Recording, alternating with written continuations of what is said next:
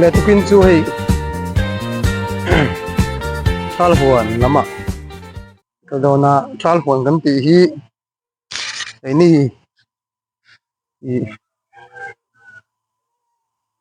yamar mizo khosak mizo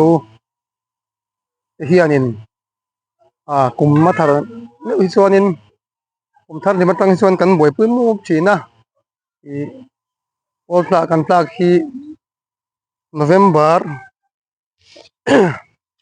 December te ani eng chuanin ma pol ton November ate leilet hi an zo thina sing zo thina chu kan leilet a chuanin bu a zo khanin thlai unte kan siam le thina alu kan ting te hei tomato te chuanin an tam huan te engkhan an tam hi a chi te poni sen ni hoi te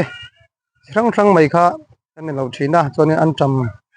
kan ching hi Pakistan an tam an tiang chi te then chuan in lawa then chuan friend an tam kan tiang na ai chi hi an ching hlama Pakistan an tam ti hi a chi chua chi ho khania i sariaka riak chuak chi khania khangau kha riak hi lai bor hi khang khanin kan ching hama wang khanin i kain tawdel ve em riak lampang hi chuanin ni hoi te po ni hoi riak te chuanin dadam te po chung tiang chuanin kan om thiani atlang pu hi chuanin alu le an cham hi kan ching tlang pui ni chu tuna hianin kan tilang do na ni lai hi zomhun khwa Myanmar zomhun Myanmar jok ami khania i mizo te kan sak da hin nge le hun lawa po chinga kan ti dan ti te hi kan tilang do na hei lai hi ton tirani hi hianin hi alu mun ania ti hianin alu hian an pona ama hi khurang zat nge hei kar te hian om sang maya kar khata hianin khur thum zel khuruk zel an dani hianin anda hi prun sen ania eta prun sen kara hianin dania kan ti lama chon nan kan ti maya nan chu manipur hun then khazung trim chete an ti boka hi nan mun kan ting chu ne hi dania han ti ho khani dania tilai hi asira hianin arem chang khok mai aram ol lawin i tomato tar kha tomato po hi kan lam dan ang lawa ta han lam te kana lam chuan ta han chuan bok bon thur ten ti dau khira zene chen chuan in be kana chuan be ra an ti boka ang ha kan lam dan ang lawa ken hi chuan in Mizoram lam dan dau dimeng ai zo lam ang hianin tomato kan ti maya hi tomato ku ngani hi enge ni hei an thur bo hi Mizoram a chuan an thur an ti topa ani chuan in Mizoram thur kan ti dau khira kolan thur khami thimbong kan ti kha alo om thana wang hen kolan thur oma wang hanin Mizoram thur kan ti khang ve bokani hi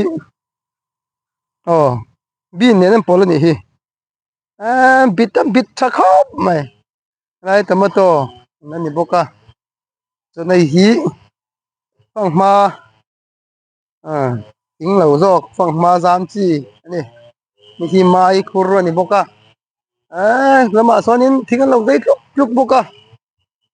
va chukan ni hi tomato hi an tam han pa thur ngai lo thur sa khim chim ho khania tam thur ani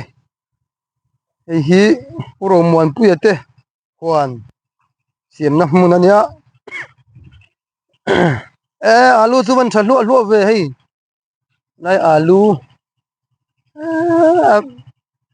an phun jing a khuran thak jing nge di tur khan bit chut mai hei important to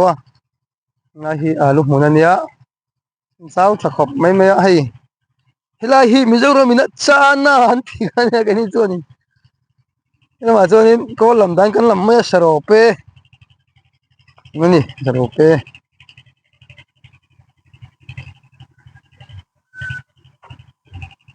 mai khi mai an tha to khop mai mai an hilai hi purun var len ani boka anin ni lomani hei ei vin po moi khop mai len len in na oma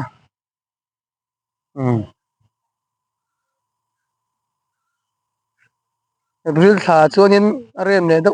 mai do na March tha se hun wang lai chun do ber lo alu veli ka timaya nelia tilama hena chikim khop mai hei kol bar kha te po ta hen dan hi bokcho ni ngala azung kan ei le bok nga lai hi hian tui hi am ta thur sung mai de ten tui hi apur thali na khung thaya dai le ta hianin chu ol samdan ani ta ei purun sen ani ta hi alu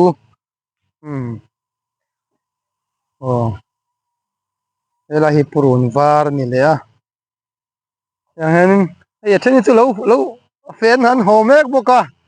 theni na lavung boka he ro so pu manga ya dia kola ke pu manga siom kola ke khi dilai ma khan la chau boka ni an siam zau thai khop mai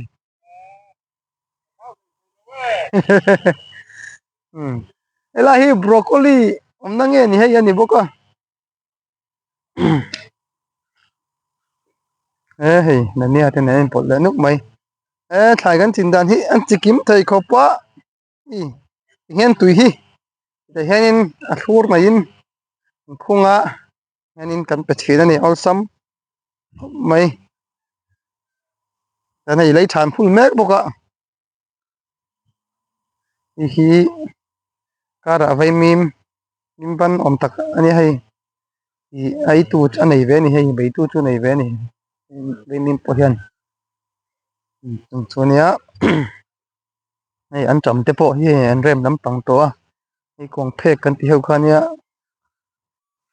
man natural thai le ni hei lam do ni na en kol lo chu hei hianin rikhia ni na huna hi tan lo ei ve maya hianin hrisel the ma tianin tharlam to in jingkara an me tu te na le lopa ngan ei thina ni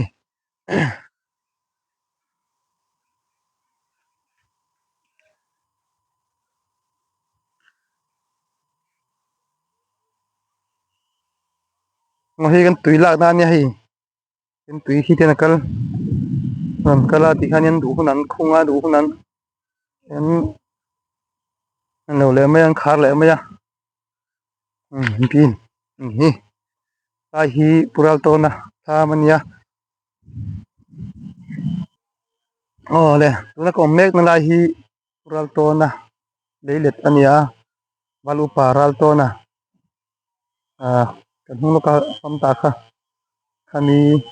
am ania tun kam hi hianin thal khonan siam khat maya ding hianin thlai mun an phang te hi anuam ve ru te hi no hima ding hianin an choi ni hai he tin han zam moi thei khom ma he hi chak zar da une ti hin kong turin amai khon hai te nia arem chang tak taka anai tui thabok si hi chu an bo le zola hei hin chung ko thang thang in an siam lomani hianin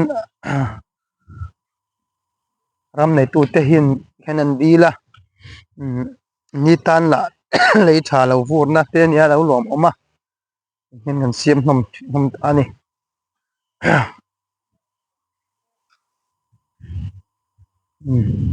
heng hi tha la om mai mai lovin tiang hianin engtin nge thlai te ka hriak te hi tel kan tiang a hriak ai tàu đẹp thì nó turin tik hian an chi nga I a then chuanin an siam zau thei khop mai a I chu a zau bak lo zo ka in khanin mani an ei mom tur te khain tàu del ve thin ta hoi hi nge zam na tur nei te ni hloma siam na chu nia par bem pum to mai an moi lai takin kan lo la lo zo ka an par vul lai tak te hi la khenin an mu nom min amoi em mo no ma ni la nge yang ai broccoli po hi an vul lai tak lo ni to lo zo ka hai an sik pen to ani zo ka ma ro chu thala kon sim kan na thona mun han ti lan kha tha akin kan sia hianin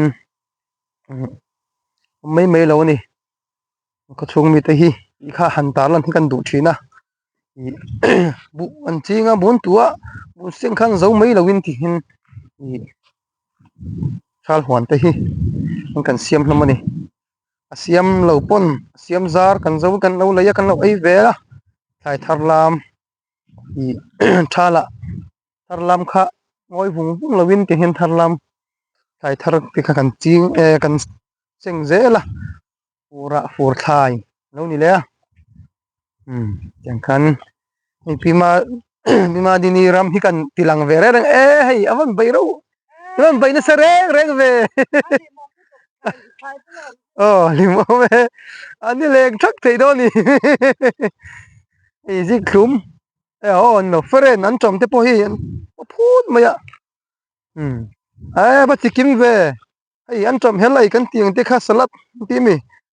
ania hi an hling te an hling run war kara hen buka slai so mai an mun ani le boka mu nom thine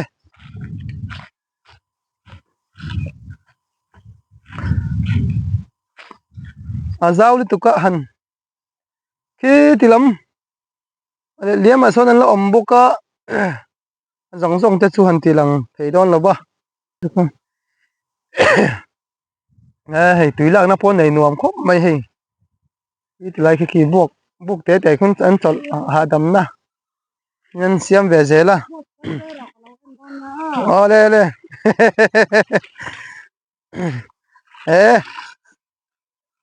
mun la ta ka om te ta hianin alo lim om ve thi na mo min no thon ro ten ti ai dal lam ko na thal hon hi an tilang nga lo tu ka an cham parvul chu lai khan kan lo man lo li tu ka kan lo la man lo lom le la ta pon amanga tui chu hei ho lo reng mai ni tui hi lak tu rom renga hianin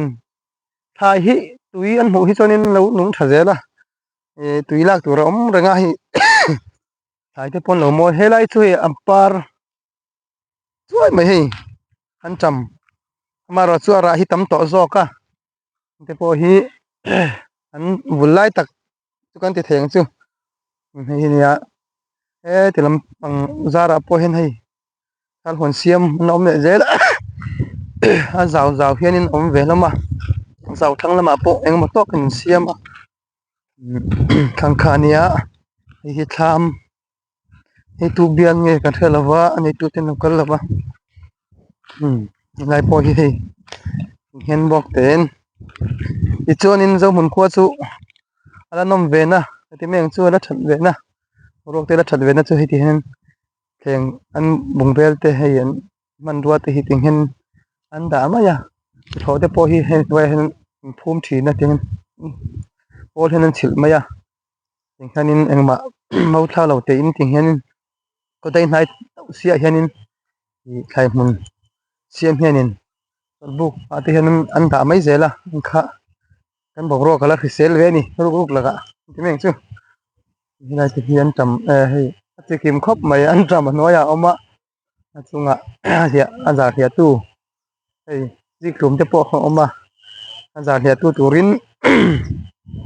bai mi man ching boka eng khan hei akara kal te po hi hai za thak lam lam ani hi akara henin inga mon lo da hai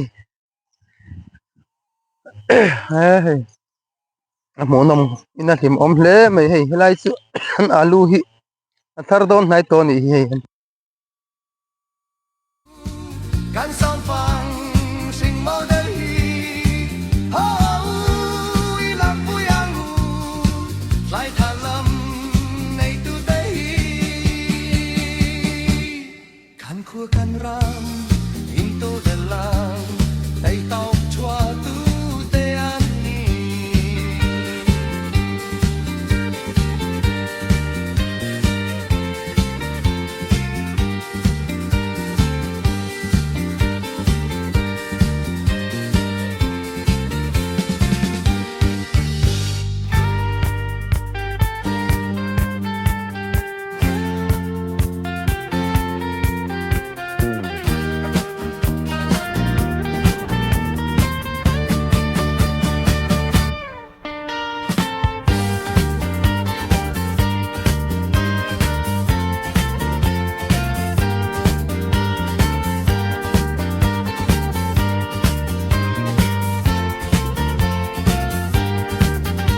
kan ramal ban ring moye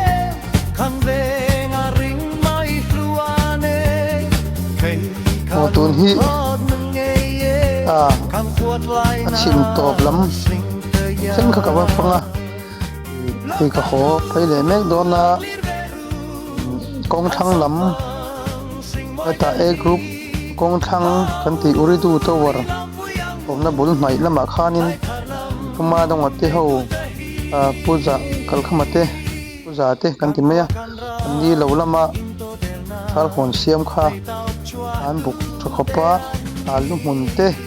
eng chonin thangda bani hoi mun te eng khanin an ti lama bangin an cham mun nom to tak mai awme an pia chung te po chu video an vlog le turin kal le dona don hi in lampan anin pural to ante lawatangin kho kai le mek wa kai pa in amoi tu ka han thirliam mai har sa kan ti hai kan la kol le ma hai hi alu pun ania an buk na kho mai mar savul lai tak ku ful lai tak lo ku mum chau te po hi ang lam zo ka hai chu sami in omna lama sonin chenso lo room veram boka om wang alim om khop me helai borsu ngahi kan tidam to tak ang khanin kalama mi ho thar hon khania ro mon puyate ye alu thur ita hi mo nam khop mai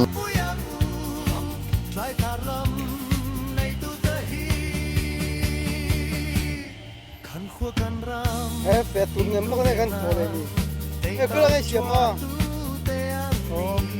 la ka la kol mo kan nga mim ang so nem so lai buk eng do yer pher om na so ma lo bi kha ma ne so pan me ke ni so ne lei hi ni ki lo ve se mo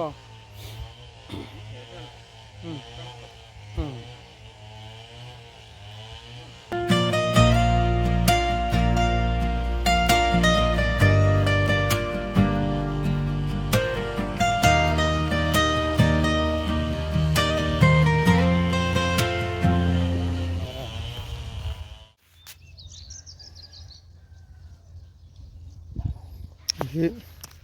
thal huan tu yam pek dan ania hei hianin lean thurin ane lawa an the khung pung maya kan the so mai ni yo na pi biak thangin thal huan tu lo pe ni alu te chuan siam ro puya men ve so lai mi so ni pui nei thar ania hei acha thayam kan enang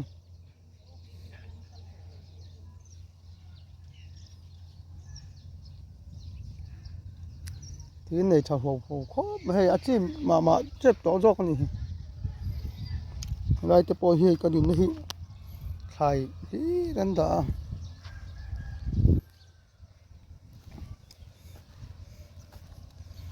ลายฮีบิดมของนั้นให้บิดม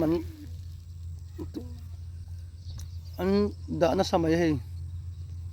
นั่นมันจึงซาจะเฮียนินเกลเบอันดักเต็นหาให้เอามาบิดมอากุงอาตักไอสีกุงลำหูเหล่าตานคันอีบิดมนี่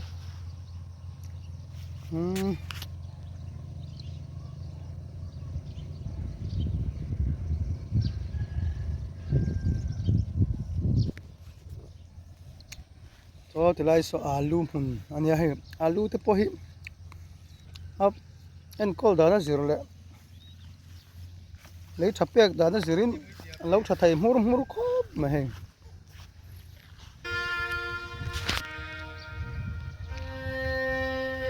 อาลูมัน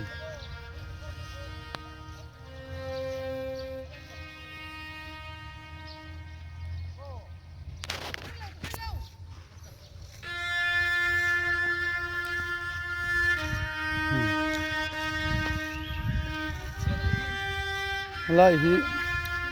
มาตรงอัตเตลาอูอันนี้ไล่ฮีอุริดูตัววาร์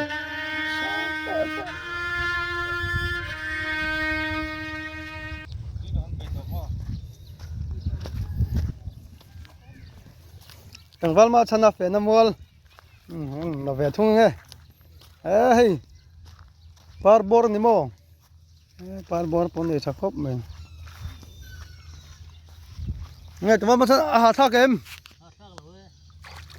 ดิมอมเวลาตัวชาร์หัวนั่นนี่เราขึ้นมา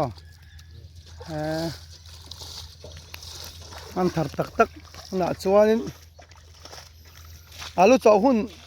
จุรนกระจักออกมาดิฮีจุโซวิละที่เห็นที่เป็นไหมอ่ะเป็นป้าอันปิกปักโปะง่ายเราเถอะนี่เลยงั้นทูได้เวลไหมอ่ะหิเจ้ง่ายจุดถ่ายจีนน้ำหุ่นรถไม่ให้ทั้งละหมาดจะโปะทนอย่างเงี้ยมันนี้เถอะเจ้าโดนนี่บุกอ่ะ